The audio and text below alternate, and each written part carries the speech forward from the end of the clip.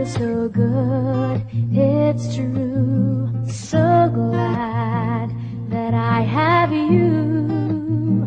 You love me so. Now all is bright, I'll always thank you for the glow and thank you for the joy. Thank you for the love you give to me. I'm glowing, glowing in time with your love shining through. Thank you for everything you do. I'm glowing inside because of you.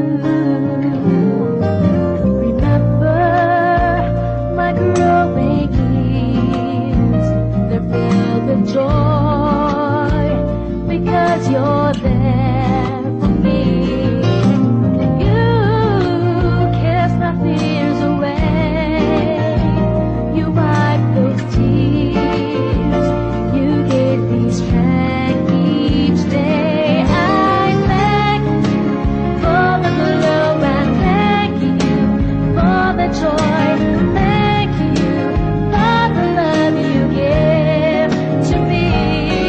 I'm glowing, glowing inside with your love shining through. Thank you for everything you do. I'm Salamat po, Teacher Ivy. Tinuruan niyo po kami na mabuti sa Teacher Gia. Kahit wala ka po, natuto po kami sa'yo. Ikaw naman, Bibi.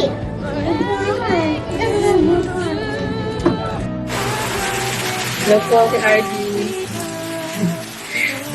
Gusto ko lang po sabihin na masaya po ako. Alala mo po yung mga ladies and women sa Victoria Outreach. Salamat na tupad po yung matagal ng prayer at hindi po kasama yung mga prayer requests ang iyong pagpunta sa US po. Masaya po kami at the same time nandun din yung pagkalun po yun dahil ayaw ka namin umalis.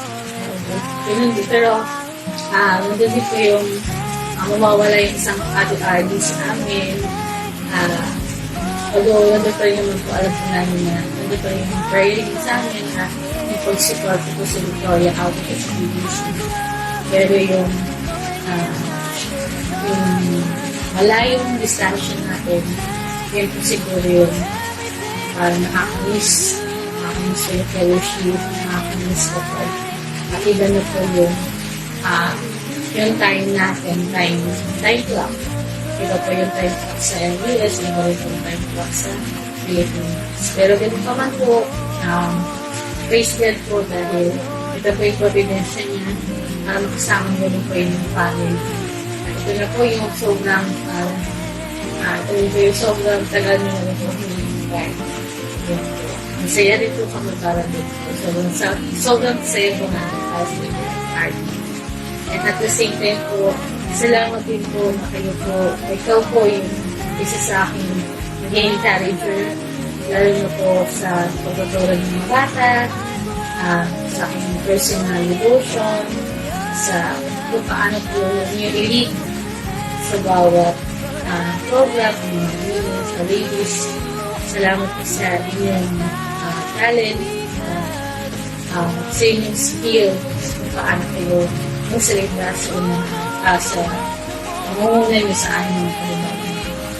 At yun po, salamat po Ate RD dahil marami ko pong naitulong sa akin. Hindi lang po sa yung prayer, kundi ng suggestion niyo kung paano yung strategy mo para sa paano mo tulong ng bata, yung magandang basahin, at kung anong kind yung prefer ng bawat isa sa prayer or prayer devotion po natin.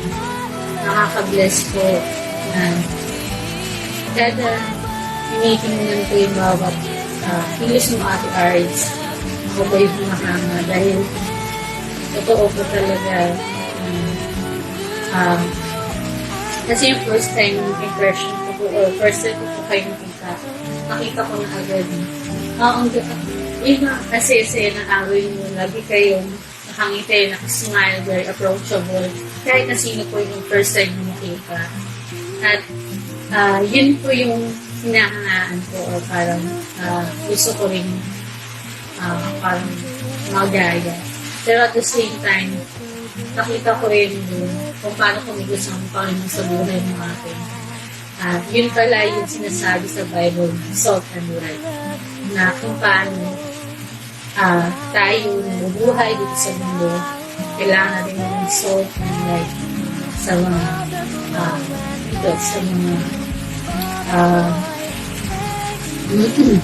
sa libutan para makita nila si Cristo sa buhay natin. Praise God po na hindi si Cristo yung nawawalhati. Salamat sa inyong buhay at sa inyong ministry sa Victoria. Nawa maging salt and light ka rin po sa ministry mo sa US. Hindi yun matatapos dahil umalis ka dito, kami pagpapatuloy ka po hanggang sa pagdating ng Panginoon sa Kristo. Salamat po, Ate. God bless po. You cast my fears away. You wipe those Tita Arlie, I love you. And I hope you come back. And I hope you lie safe. And I hope you still love me. Thank you, Tita Arlie. Bye. glowing inside with your love shining through. Thank you. Hello, Sis RD. Meron kami message para sa iyo. Babasahin ko lang. Ito. Wishing you all the best as you take the new challenges and adventures sa new place na pupuntahan mo, Sis. Salamat sa banding natin. Salamat sa pagmamahal mo sa amin kahit napakalayo namin. Ilang oras na babiyahe kayo. We'll be cheering for you, sis, and excited to see pictures with your family, pictures sa new places. Siya, kaya sila pupuntahan siya. Ingatan ka lagi ni Lord sa iyong pupuntahan at nawa ang panalangin namin, sis, ay sa buhay mo mag-glorify ang Panginoon. Hello, Sister D. Ako message ko sa'yo. Nagpapasalamat kami sa oras na magkakasama tayo dito sa Pampanga. Kahit malayo kami, binibisita niyo kami. Salamat sa banding natin. Salamat sa pagmamahal na sa amin dito sa Pampanga. Bigyan ka nawa ng Panginoon ng traveling mercy. We'll continue to pray for you and your family, sis. We miss you, Sister Ardy. Hello, Sister Ardy. Kamusta? Namimiss ka na namin dito sa Pampanga. Sana gabayan ka pa ng Panginoon sa pag-travel mo at sa pagdating mo sa iyong pamilya, sa pupuntahan mo. Nawa, magamit ka pa lalo ng Panginoon sa pag-share ng gospel doon at lalo pang tumibay ang pananampalataya mo sa Kanya. Salamat sa pagkakaibigan. At hintayin namin ulit na makabalik ka dito. Happy trip, Happy Sis trip. RD! We miss you! Bye-bye! Teacher Arlie, ingat po kayo. Mamimiss po namin kayo. Bye po, Teacher Arlie. Namimiss po kayo. Oh, wait. Ingat po kayo. Bye-bye. Bye-bye! For everything you do.